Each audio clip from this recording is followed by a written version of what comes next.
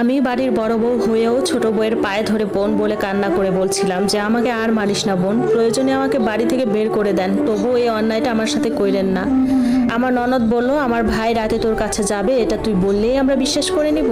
যাক, ভাইকেই জিজ্ঞেস করে নিই। তখন তাকে সবার সামনে জিজ্ঞেস করা হয় যে সন্তানটা কি আসলেই তোর নাকি সত্যি করে বল। তখন সে সকলের সামনে নতুন বউয়ের ভয়ে বলল যে আমি তো ওর সাথে একদিনও থাকি নাই, আর এসবের চিন্তা ভাবনাও করি নাই, দেখেন গিয়ে কোথায় থেকে নিয়ে আসছে। তখন আমি বললাম যে আমি যদি প্রমাণ দিতে পারি যে এটা আমাদের বাচ্চা তখন কি হবে।